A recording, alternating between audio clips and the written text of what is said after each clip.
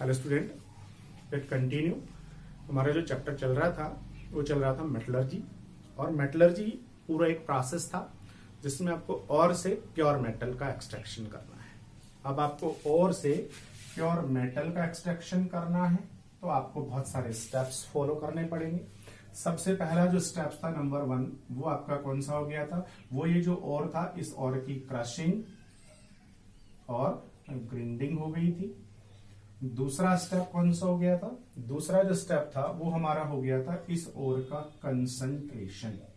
Concentration का मतलब इसमें से हमने इम्प्योरिटी को काफी हद तक हटा दिया था, लेकिन अभी ये 100% प्योर नहीं हुआ है, इसमें अभी भी कुछ ट्रेस अमाउंट में इम्प्योरिटी प्रेजेंट होगी। कंसंट्रेशन हो गया था। अब कंसंट्रेशन होने के बाद इसमें से इम्प्योरिटीज हट गई है, तो अब आपको क्या करना है? ये जो ओर है, इस ओर से आपको पहले क्रूड मेटल बनाना पड़ेगा। तो तीसरा जो स्टेप होगा वो होगा एक्सट्रैक्शन ऑफ क्रूड मेटल। किससे करना है? फ्रॉम कंसंट्रेटेड और जो आपके पास कंसंट्रेटेड और है, जिसमें से आपने इम्प्योरिटी को हटा दिया है, इम्प्योरिटी चली गई है, अब उससे आपको पहले क्रूड मेटल का एक्सट्रैक्शन करना पड़ेगा। अब इस ओर में है क्या? तो याद रखना था आपको, ओर के अंदर दो ही चीज होती थी, मेटल का कंपाउंड होता था और साथ में इम्प्योरिटी होती थी। इम्प्योरिटी को आपने कंसंट्रेशन वाला जो स्टेप था उसमें रिमूव कर दिया, तो अब आपके पास कंसंट्रेटेड और आ गया।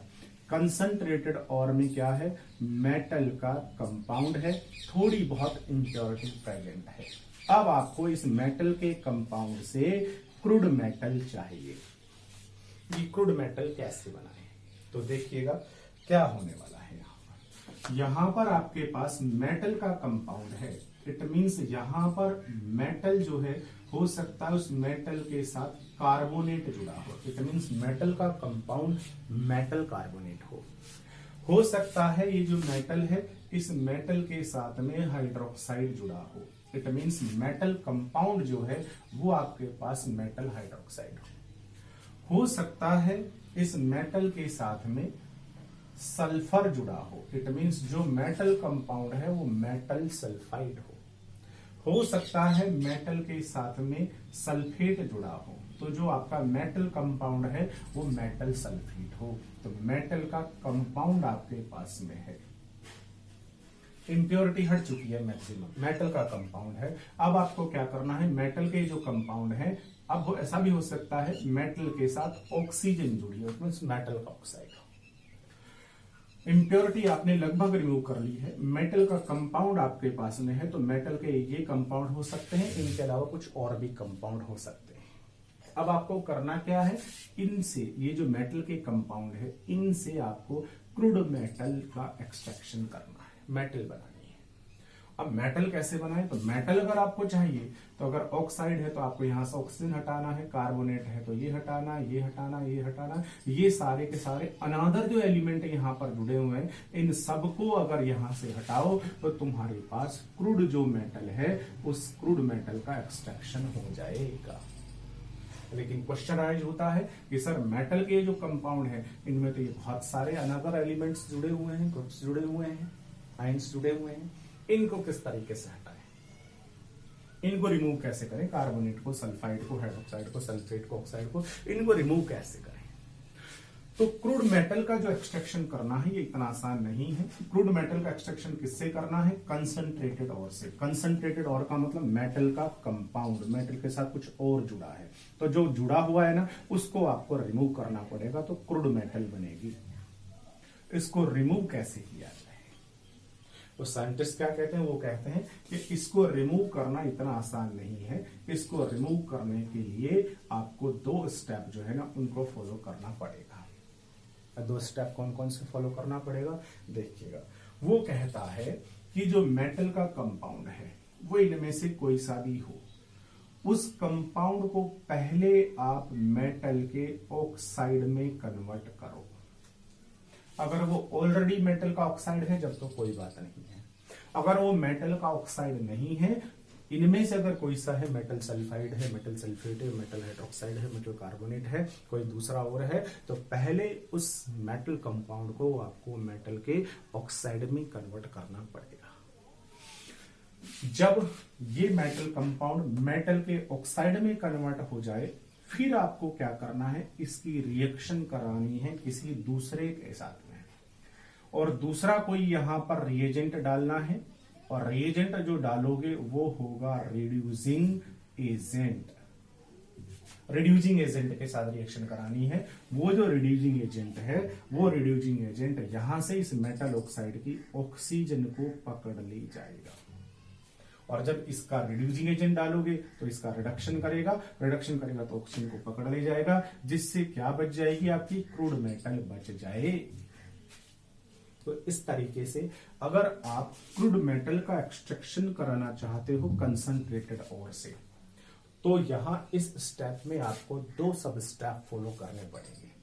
कौन कौन से 2 सब स्टेप फॉलो करने पड़ेंगे?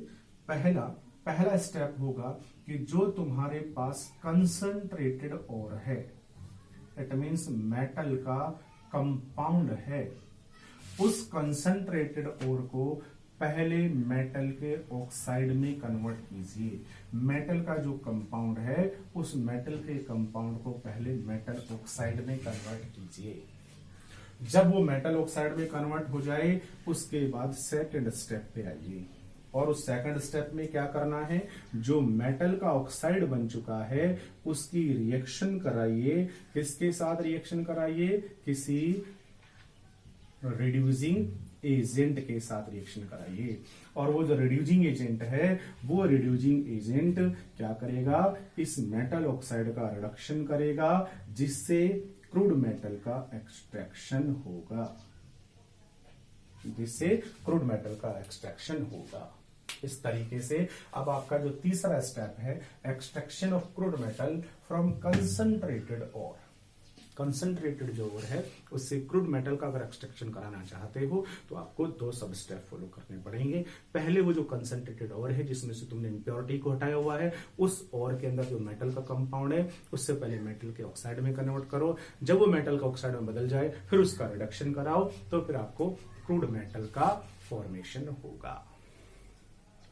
अब हम यहां पर पहले फर्स्ट वाला सब स्टेप है, इसे डिस्कस करते हैं। इसे कैसे डिस्कस करेंगे?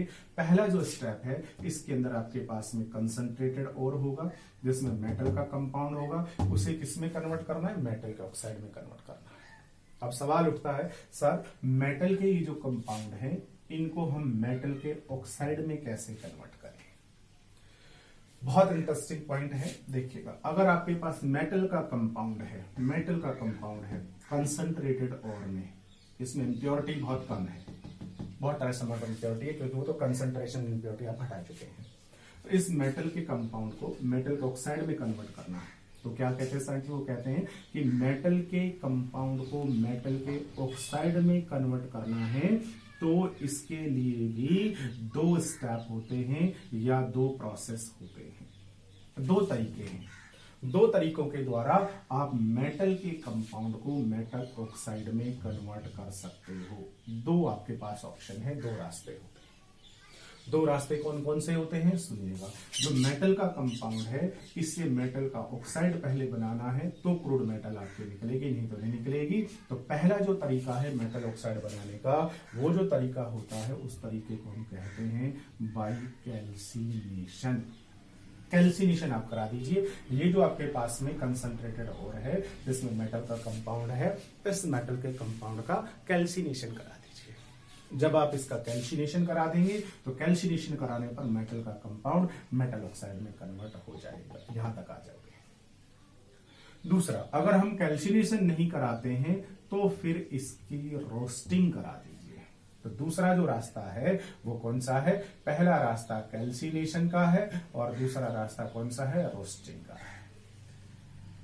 तो कैल्सिनेशन करा दोगे तो भी मेटल ऑक्साइड आपको मिलेगा और रोस्टिंग करा दोगे तो भी मेटल ऑक्साइड आपको मिल जाएगा।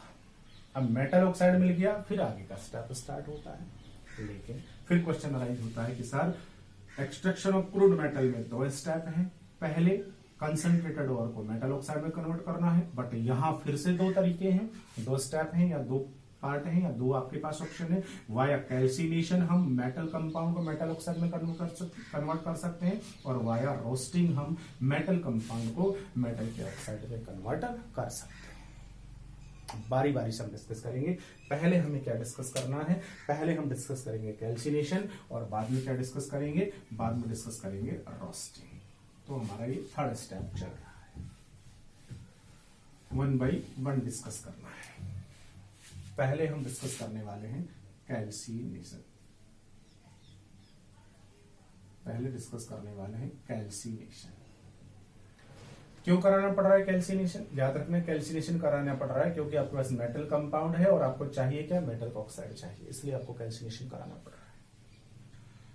कैल्सिनेशन में क्या करना है, आपको ध्यान रखना है, कैल्सिनेशन के अंदर आपको मेटल का कंपाउंड लेना है।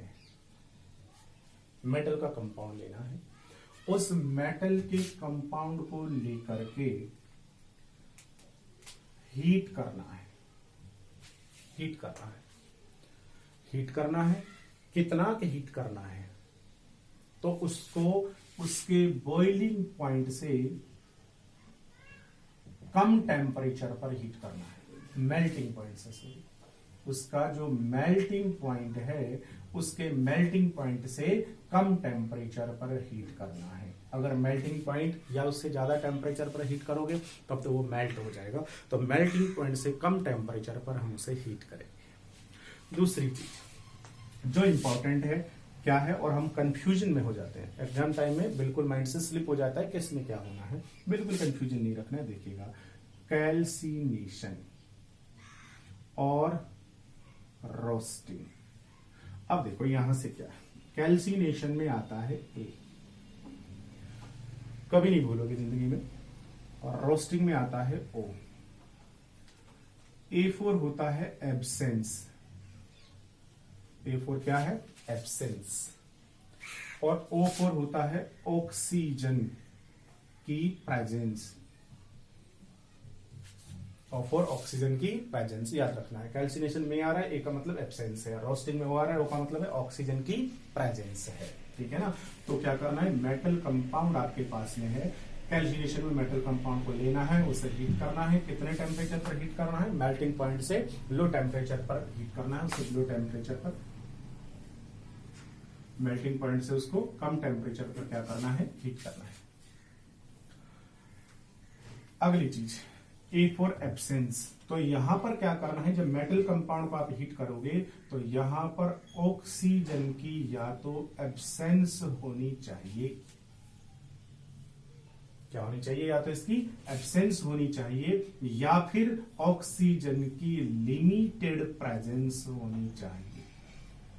यही बस अंतर है दोनों में। कैल्सिनेशन के अंदर मेटल कंपाउंड को हीट करना है, मेल्टिंग पॉइंट से बिलो टेम्परेचर पर हीट करना है, मेल्टिंग पॉइंट से कम टेम्परेचर पर हीट करना है। लेकिन ऑक्सीजन की एब्सेंस में या उसकी लिमिटेड प्रेजेंस के अंदर आपको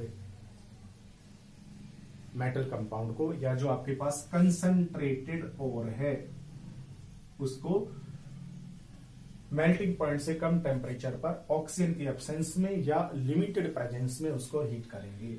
हीट करने पर जो मेटल कंपाउंड है वो मेटल के ऑक्साइड में कन्वर्ट हो जाएगा, और जो आपके पास बन गया है वो मेटल ऑक्साइड होगा, उसे हम कहेंगे कैल्सिनाइड ओर। क्या कहेंगे उसे हम, कैल्सिनाइड ओर कहेंगे। तो कैल्सिनाइड ओर बन जाएगा, कैल्सिनेशन हो जाएगा। अभी इसके बारे में कुछ और बातें भी डिस्कस करेंगे, लेकिन फिलहाल अभी हम क्या करते हैं, रोस्टिंग को डिस्कस करते हैं। तो दूसरा जो तरीका है आपके पास में नंबर 2, वो कौन सा है, रोस्टिंग। रोस्टिंग में क्या करना है, रोस्टिंग में भी आपके पास में मेटल का कंपाउंड होगा, उस मेटल के कंपाउंड को क्या करना है, हीट करना है। कितना हीट करना है, बस सिमिलरिटी याद रखना है, मेल्टिंग पॉइंट जो है उससे कम टेम्परेचर पर ही हीट करना है, मेल्टिंग पॉइंट से कम टेम्परेचर पर हीट करना है। लेकिन इंपॉर्टेंट चीज कौन सी है, इंपॉर्टेंट चीज है ऑक्सीजन। ऑक्सीजन कितनी होनी चाहिए। तो यहां पर तो कैल्सिनेशन में ए फॉर एब्सेंस था, तो एब्सेंस या लिमिटेड प्रेजेंस, और ओ का मतलब है ऑक्सीजन की प्रेजेंस में। इसका मतलब ऑक्सीजन के एक्सेस अमाउंट में आपको मेटल कंपाउंड को हीट करना है। हीट करेंगे तो जो मेटल कंपाउंड है वो किस में कन्वर्ट हो जाएगा, मेटल के ऑक्साइड में कन्वर्ट हो जाएगा। जो अब की बार और बना मेटल ऑक्साइड उसे हम कहेंगे रोस्टेड और। तो दोनों के अंदर क्या अंतर आया है, कैल्सिनेशन में और रोस्टिंग में क्या डिफरेंस हुआ है, तो दोनों के अंदर कोई बहुत बड़ा डिफरेंस नहीं है। इसमें मेटल कंपाउंड को, उसमें मेटल कंपाउंड को हीट करना है एमपी से, मेल्टिंग पॉइंट से कम टेम्परेचर और मेल्टिंग पॉइंट से कम टेम्परेचर पर। बस यहाँ अंतर है, वे ऑक्सीजन की एब्सेंस में या लिमिटेड प्रेजेंस में, और वहां ऑक्सीजन की एक्सेस में गर्म करेंगे। अगली चीज, गर्म करना कहां पर है, हीट करेंगे कहां, तो इन दोनों को एक ही तरीके की फर्नेस होती है, उस फर्नेस में हीट करते हैं। और वो फर्नेस कौन सी होती है, वो होती है रिवर बैराटोरी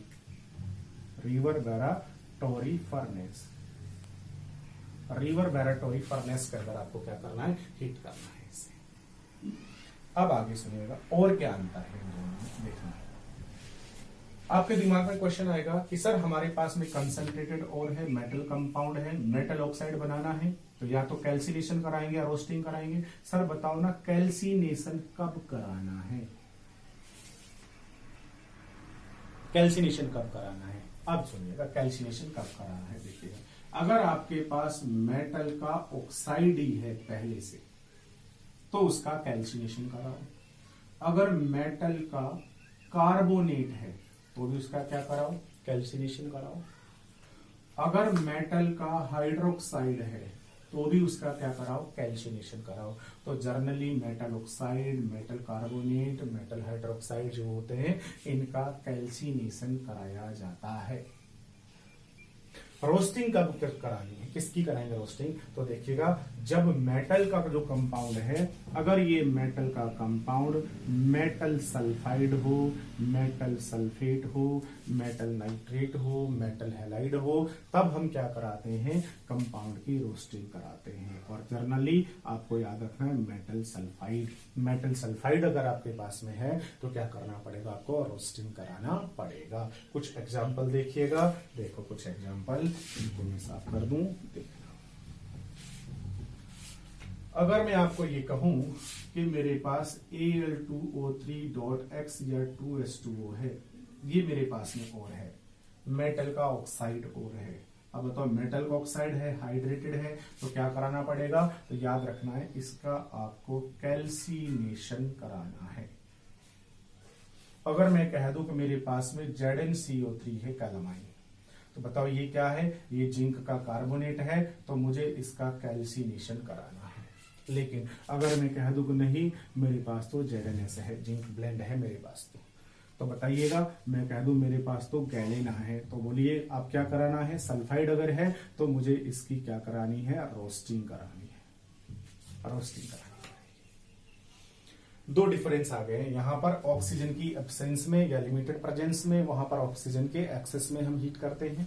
दूसरा, जर्नली इनका क्या कराया जाता है, कैल्सिनेशन, उनका क्या कराया जाता है, रोस्टिंग कराया जाता है। आगे सुनिएगा, जब हम कैल्सिनेशन कराएंगे तो उससे होगा क्या, देखिएगा उससे पहली चीज क्या होने वाली है, पहली चीज ये होने वाली है कि जब आप रोस्टिंग कराएंगे इनकी, तो इनके अंदर जो मॉइस्ट है वो मॉइस्ट आपकी बाहर चली जाएगी, मॉइस्ट जो है ना वो बाहर निकल करके चली जाएगी, मॉइस्ट चली जाएगी।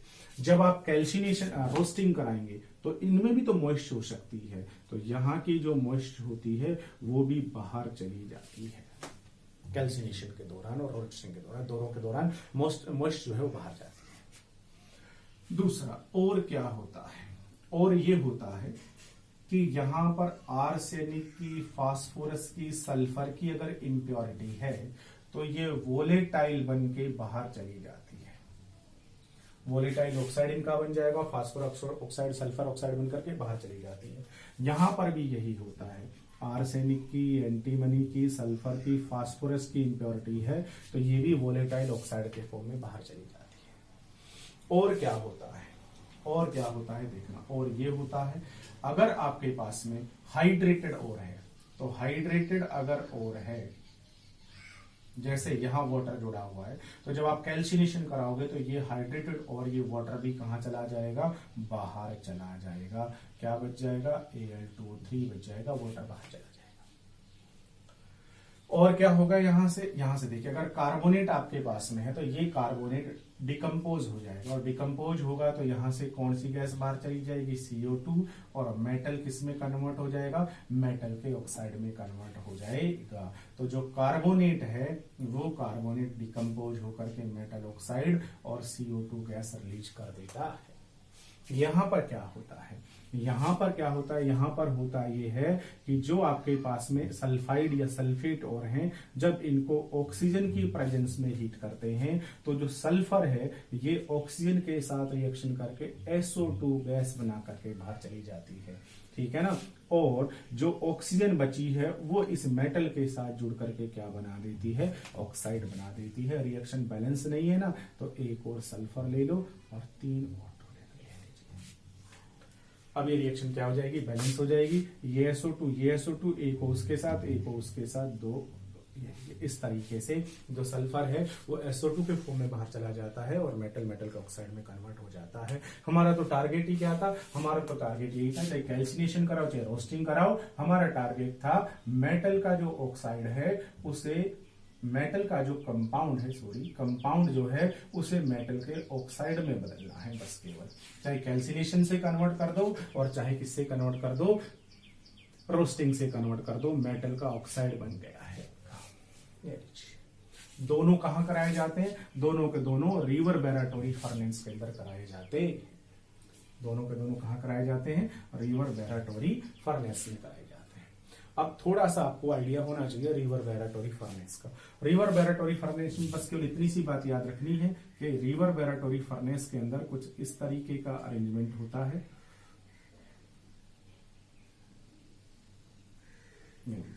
ऐसा, इसमें क्या होता है, इसमें जो आपका ओर है, चाहे कैल्सिनेशन कराओ चाहे रोस्टिंग कराओ, हीट करना पड़ेगा। और आपने यहां पर रख दिया कंसंट्रेटेड, और इसको डायरेक्ट हीट नहीं करते हैं। यहां पर हम क्या करेंगे, आग लगाएंगे, बर्न करेंगे यहां पर, जहां से उसकी फ्लेम निकलेगी, और वो फ्लेम जो है ना वो यहां से रिफ्लेक्ट होगी, और वो जो रिफ्लेक्टेड हीट है ना उस हीट के द्वारा इसको गर्म करेंगे। डायरेक्ट हीट नहीं करते, बल्कि जो रिफ्लेक्टेड फ्लेम होती है उस हीट के द्वारा हम यहाँ ओर को गर्म करते हैं। इस तरीके का अरेंजमेंट होता है रिवरबैराटोरी फर्नेस के अंदर। अगर ये मेल्ट हो गया है तो मेल्ट हो जाएगा, तो भाई ये पिघल करके मिक्स हो जाएगा इम्प्योरिटी के साथ में, इसलिए मेल्ट नहीं होना चाहिए। मेल्टिंग पॉइंट से लो टेम्परेचर पर हम इसे हीट करेंगे, दैट इज कैल्सिनेशन और रोस्टिंग। अब देखिए कहां तक हम पहुंच चुके हैं, देखो कहां तक हम पहुंच चुके हैं। क्वेश्चन ऐसा भी हो सकता है कि write the major differences between calcination and roasting. तो क्या आप कैल्सिनेशन और रोस्टिंग के मेजर डिफरेंस लिख सकते हो, बता सकते हो क्या डिफरेंस है कैल्सिनेशन में और रोस्टिंग में। बिल्कुल कोई ज्यादा कठिन काम नहीं है, बहुत आसानी से हम इनको एक्सप्लेन कर सकते हैं, बता सकते। हम कहां तक पहुंच चुके हैं, तो हम पहुंच चुके हैं हमारे पास में और के अंदर क्या है, मेटल का कंपाउंड साथ में इम्प्योरिटी। सबसे पहले हमने इसको क्रश कर लिया, ग्राइंड कर लिया, फिर हमने इसका कंसंट्रेशन करा के इम्प्योरिटी को हटा दिया।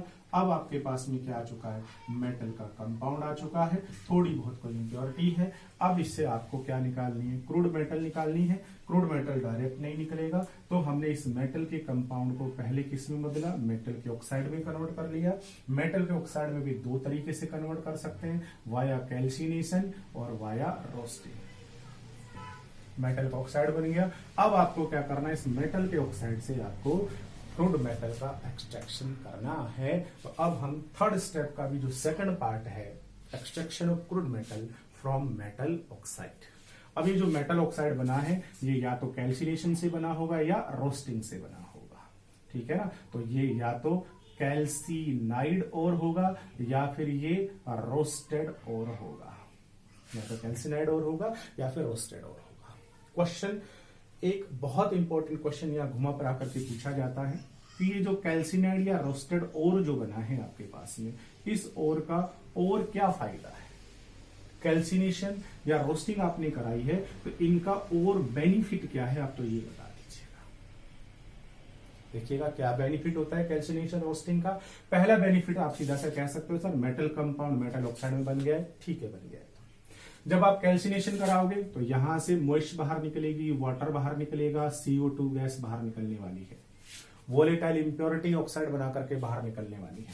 जब रोस्टिंग करोगे तो भी मॉइस्ट बाहर जाने वाली है, ठीक है ना, वोलेटाइल इंप्योरिटी बाहर जाने वाली है, ऑर्गेनिक जो इंप्योरिटी है वो भी बर्न हो जाएगी, वो भी बाहर निकलेगी। तो यहाँ रोस्टिंग में ऑर्गेनिक इंप्योरिटी भी बर्न होकर बाहर निकलेगी और साथ में सल्फर डाइऑक्साइड गैस भी बाहर निकलती है।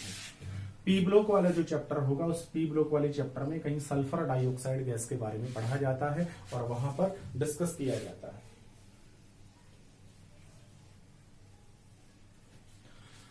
वहां पर पढ़ा जाता है कि सल्फर डाइऑक्साइड गैस को किस तरीके से बनाएंगे। तो उसका बनाने का जो मेथड है उसमें मेथड एक रोस्टिंग भी हो जाएगा, क्योंकि रोस्टिंग का जो प्रोसेस है उसमें सल्फर डाइऑक्साइड गैस बहुत इंडस्ट्रियल लेवल के ऊपर हम बना सकते हैं। जब यहां से कैल्सिनेशन में गैस बाहर जाएगी, रोस्टिंग में गैस बाहर निकलेगी, तो होगा क्या, होगा ये कि गैसों के बाहर निकलने के कारण से ये जो आपके पास कैल्सिनाइड और ये जो रोस्टेड ओर है, ये रोस्टेड ओर कैसा हो जाएगा, पोरस हो जाएगा। याद रखना है बेनिफिट क्या है इसका। बेनिफिट है कि ड्यूरिंग द कैल्सिनेशन और roasting the ore become porous, और पोरस हो गया है। पोरस होने से क्या होगा, पोरस जब ये हो जाएगा, इसमें बारीक बारीक होल जब बन जाएंगे, पोरस हो जाएगा, तो इससे आगे का जो प्रोसेस है, आगे का प्रोसेस कौन सा है, मेटल को एक्सट्रैक्ट करने वाला, ये प्रोसेस बहुत इजीली हो जाएगा, बड़ी आसानी के साथ अब ये मेटल में कन्वर्ट हो पाएगा। तो ये इसका एक बेनिफिट है। अब नेक्स्ट जो है हमारा वो होगा इस कैल्सिनाइड या रोस्टेड जो ओर है उससे क्रूड मेटल का एक्सट्रैक्शन का।